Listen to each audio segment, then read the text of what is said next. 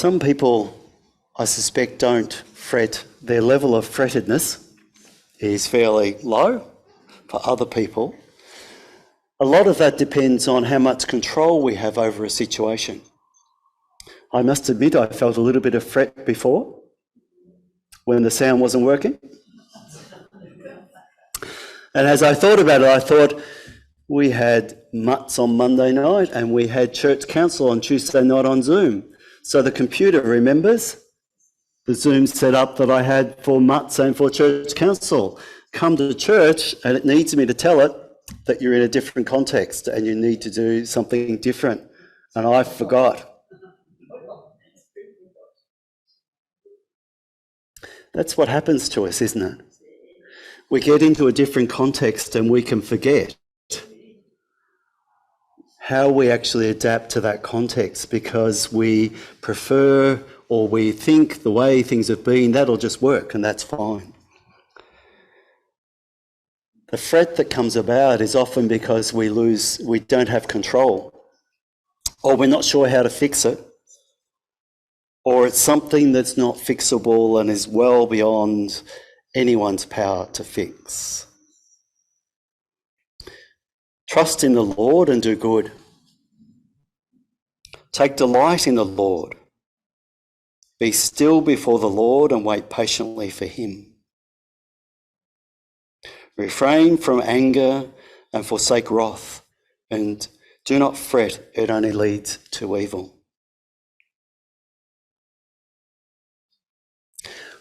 I thought a little bit about the gentleman who was behind me that had all sorts of words to say that I don't always hear, fortunately.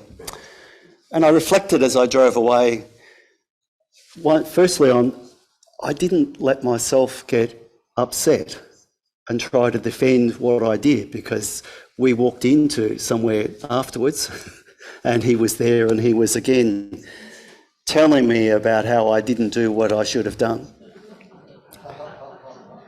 Implication being he was in a hurry and he wanted to get somewhere. No, he didn't. I kept my 1.5 metres. I had a mask on, so I was hiding. No, it didn't hit me. No, there was a parking situation. But I was pleased with myself that I was able to let it go and not respond back as to why I had done what I did, because there was no good saying to this guy why I did what I did, because that was not going to cut any mustard with this guy. He was dead set angry. And I thought afterwards, if he hadn't have blown the horn and said those things to me as soon as I stopped and got out the car, I might have even got back in the car and started it and moved it a little bit. But because I was already out of the car and the car was off. And then I thought afterwards, because this happened on Tuesday. I thought, what's this reading say to me about that situation? What should I have done? And I thought, it's really tricky to know how to respond to someone when they're really angry like that. And if we're looking out for the best thing for them, in what Jesus is saying on the Sermon on the Plain, what's the right action? I could have said things that would have inflamed the situation. I could have tried to explain why I did what I did, which would have potentially just made him more angry. And I wondered what had happened in his day that brought into that situation where he was so on edge that he responded in that way. The Sermon on the Plain, as it's written in Luke, is to actually help people reflect on their current situation in the time that Luke is writing to and in the time when Jesus is speaking in the Sermon on the Plain.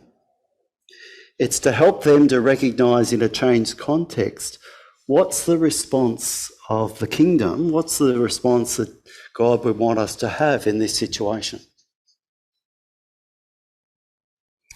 The examples that are used in that sermon are ones that people relate to from their time.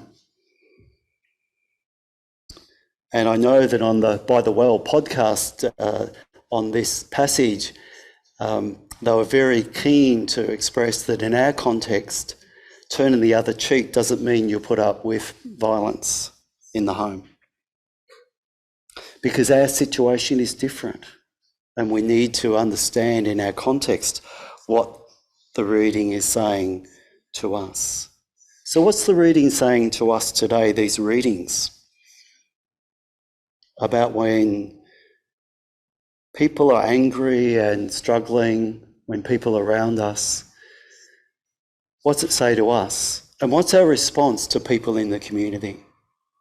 And what's the word of mission that comes out of this to us? So the way of expanding the work of God's kingdom in the world is what mission is. So what's the mission response? I think it's important to recognise what's happening within us when we are feeling angry, when we're feeling fretful. And just as we read in the book about going to find our quiet spot where we can reflect, sometimes that was what we need to do. Sometimes a prayer, to read the Bible, to reflect on what's God saying to us, what's happening. Taking a step back, is there a bigger picture here that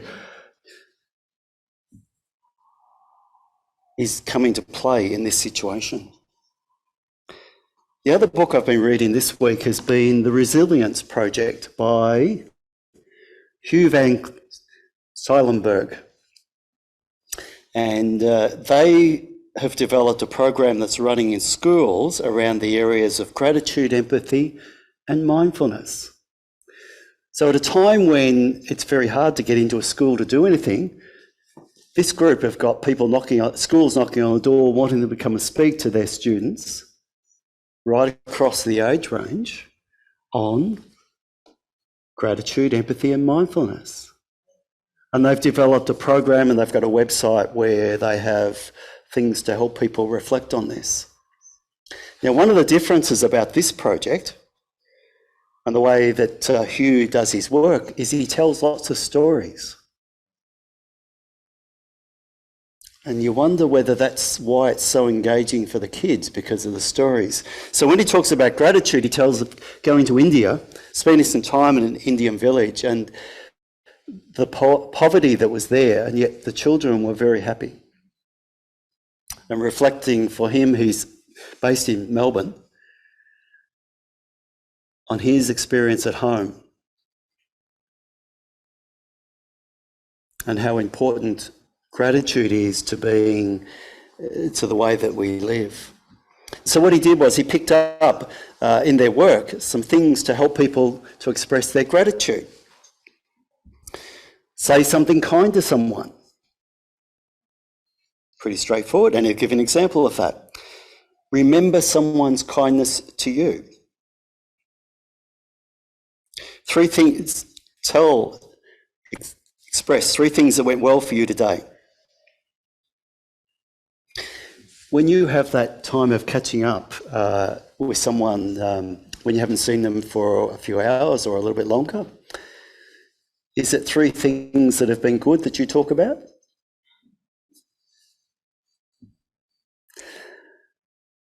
Or is it 3 things that have gone wrong? See, what he's doing is saying ways of actually helping people to get in touch with gratitude rather than focusing on what's missing. He also talks about who you feel grateful for and something you're looking forward to tomorrow. Gratitude, empathy, and mindfulness. Now, around empathy, he says, to help that, it's about saying something kind to someone or remember a kindness to you, helping you get in touch with how the other person's feeling. See, my response to my person on Tuesday might have been different if I had have been in the empathy mode rather than the how far do I need to stand back mode.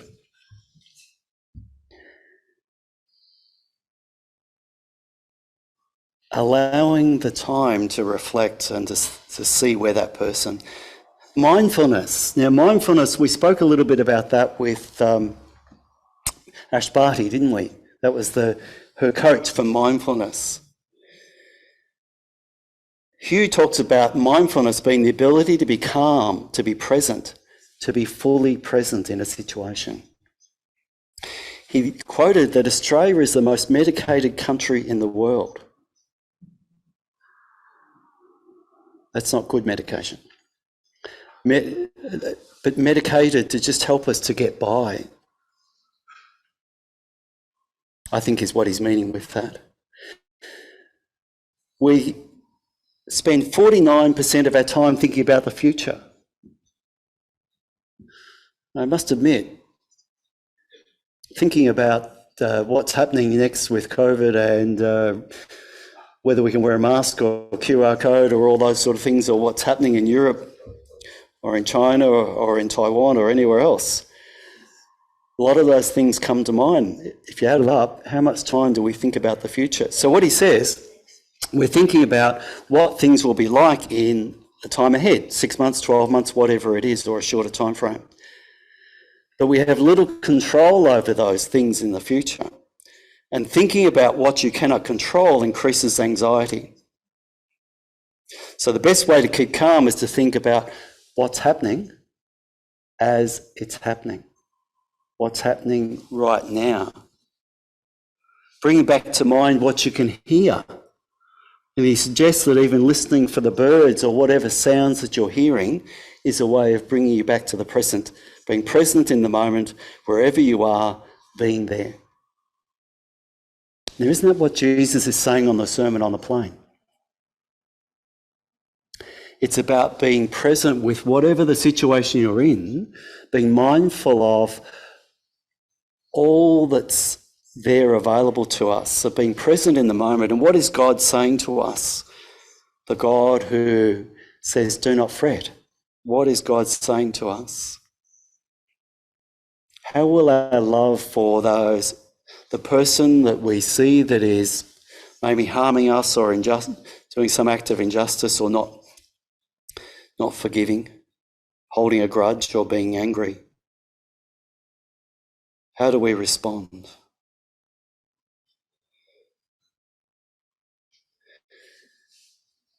There was a quote that was made in the By the Well podcast.